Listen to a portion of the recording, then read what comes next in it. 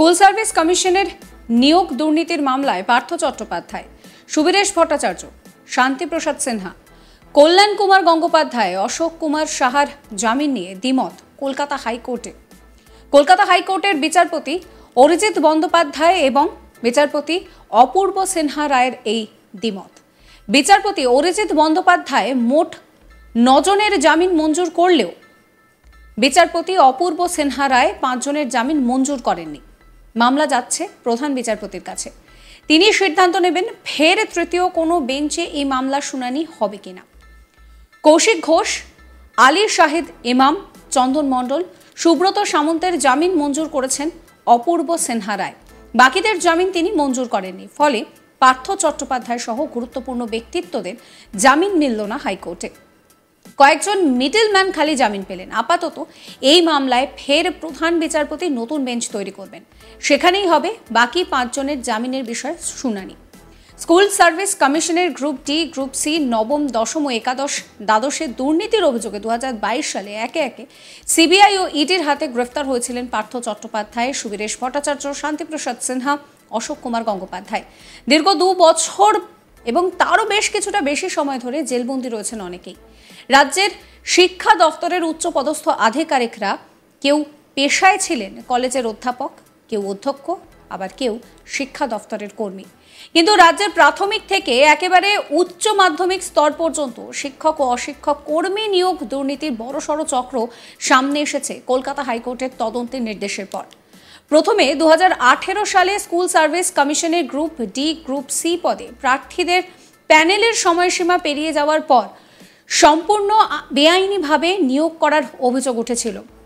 এরপর কলকাতা হাইকোর্টের বিচারপতি অভিজিৎ গঙ্গোপাধ্যায়ের একের পর এক সিবিআই তদন্তের নির্দেশের পর পাহাড় প্রমাণ দুর্নীতির ইঙ্গিত পায় সিবিআই। পরে আর্থিক লেনদেনের ঘটনা সামনে আসায় তদন্ত যায় ইডির হাতে। যদিও প্রাক্তন শিক্ষামন্ত্রী পার্থ চট্টোপাধ্যায় থেকে অন্যান্য আধিকারিকদের অভিযোগ ছিল, সিবিআই বা ইডি এতদিন তদন্তে কি উদ্ধার করেছে? তদন্তের নামে বছরের পর বছর এইভাবে আটকে রাখা ভারতীয় সংবিধান প্রদত্ত স্বাভাবিক ন্যাচারাল জাস্টিসের বিরোধী, ন্যায়ের পরিপন্থী। সিবিআই এদের বিরুদ্ধে নিম্ন আদালতে চার্জশিট পেশ করলেও রাজ্যের অনুমতি না মেলায় চার্জ ফ্রেম করে এখনও বিচার পর্ব শুরু করতে পারেনি। এই নিয়ে কলকাতা হাইকোর্টে একাধিক বেঞ্চে দীর্ঘদিন ধরে কাজিয়া চলছে এবং এই পুরো বিষয়টা নিয়েই কিন্তু রীতিমতন শোরগোল পড়ে গিয়েছে। এবং একই সঙ্গে যে বিষয়টা জানা যাচ্ছে যে ফিরদৌস শামীম তিনি কিন্তু জানাচ্ছেন, তিনি বলছেন যে কুন্তল জামিন পেয়েছেন, 5 জনের ক্ষেত্রে জামিনের মতান্তর হয়েছে। কি বলছেন তিনি, শোনাবো। অরিজিৎ বন্দ্যোপাধ্যায়ের যে বেঞ্চ, ডিভিশন বেঞ্চ, অপূর্ব সিনহা রায়ের যে ডিভিশন বেঞ্চ, সেখানে কুন্তল জামিন পেয়েছে। 5 জনের ক্ষেত্রে জামিনের মতান্তর রয়েছে। অর্ডার এখন আপলোড হয়নি, আমি আপলোডের অর্থ পাইনি। কিন্তু আমার বক্তব্য অন্য জায়গায়, যে কী করে যারা প্রাইম অ্যাকিউজ, এর আগে মানিক ভট্টাচার্য বেল পেয়ে গেছে, এরপরে কুন্তল বেল পেল, প্রাইম অ্যাকিউজরা কী করে বেল পেয়ে যাচ্ছে, কীভাবে কেস ডায়েরি চলে যাচ্ছে, কনসেন্ট দিচ্ছে না। কুন্তলের ক্ষেত্রে তো কনসেন্টের কোনো ব্যাপার নেই। দ্বিতীয় কথা হচ্ছে যে কনসেন্ট যদি না দেয় তাহলে কনসেন্ট আদায় করার পদ্ধতি কি তন্ত্রের সমস্ত জানেন না? দেখেছি যে মুখ্য সচিবকে এ বিষয়ে বেশ কয়েকবার কলকাতা হাইকোর্ট তার কাছে জানতে চেয়েছিল যে সিবিআইয়ের পক্ষ থেকে বারবার তারা অভিযোগ করেছে যে রাজ্য সরকার পক্ষ থেকে কোনো রকম তারা সাহায্য করছেন। সেটাই তো স্বাভাবিক। আমরা এই মামলায় কেন সিবিআই তদন্ত চেয়েছিলাম? তাহলে তো চাইতাম ওই রাজ্য সরকারের পুলিশই তদন্ত করবে। আচ্ছা, পার্থ চট্টোপাধ্যায়ের বিরুদ্ধে অভিযোগ, পার্থ চট্টোপাধ্যায়ের বিরুদ্ধে অভিযোগ কি মানে মমতা বন্দ্যোপাধ্যায়ের পুলিশ, যেখানে মমতা বন্দ্যোপাধ্যায় পুলিশ মন্ত্রী, সে বলবে যে হ্যাঁ পার্থ চট্টোপাধ্যায়ের বিরুদ্ধে তুমি ট্রায়াল কমপ্লিট করে পার্থ চট্টোপাধ্যায় দোষী সাব্যস্ত করো, সেই জন্য আমি সমস্ত রকম সহযোগিতা করব? করবে না, সেটাই স্বাভাবিক। করবে না বলেই তো আমরা সিবিআই তদন্ত চেয়েছি। এর দায় সিবিআইকে নিতে হবে। তার কারণ যদি কনসেন্ট না দেয়, কনসেন্ট আদায় করে আনা নির্দিষ্ট আইনগত পদ্ধতি রয়েছে, তারা যদি সেই আইনগত পদ্ধতি না পূরণ করতে পারে, তারা যদি কেস ডায়েরি সঠিকভাবে তৈরি না করতে পারে, যাতে এই প্রাইম অ্যাকিউজরা যারা বেল পেয়ে যায়, তাহলে এই যোগ্য চাকরি প্রার্থীরা তাদের মনে যে ব্যথা সেটা বাড়ে। এতদিন তারা বঞ্চিত ছিল চাকরি পায়নি বলে আবার তারা আরও দ্বিতীয়বার আবার তারা বঞ্চিত হচ্ছে এবং তারা ব্যথিত হচ্ছে এই কারণেই, যেখানে প্রাইম অ্যাকিউজরা একটার পর একটা বেল পেয়ে যাচ্ছে। আমাকে আমার মক্কেলরা ফোন করে বলতে যে কী করে সিবিআই তদন্ত করছে যে একটার পর এক প্রাইম অ্যাকিউজ তারা বেল পেয়ে যাচ্ছে।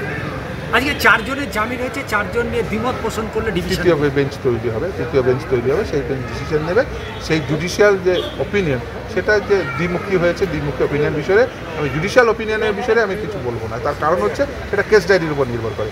কেস ডায়েরির অ্যাক্সেস আপনারও নেই, আমারও নেই, এবং কী কী রিপোর্ট দিয়েছে আমিও জানি না, ফলে এই নিয়ে মন্তব্য করাটা সমীচীন হবে না। কিন্তু হ্যাঁ, স্বাভাবিক জুডিশিয়াল নিয়ম মেনেই তৃতীয় বেঞ্চ তৈরি হবে। আজকে কুন্তল ঘোষের মামলাতেও দেখলাম কুন্তল ঘোষকে তাকে 10 লক্ষ টাকার ব্যক্তিগত বন্ডে হাইকোর্ট জামিন দিল।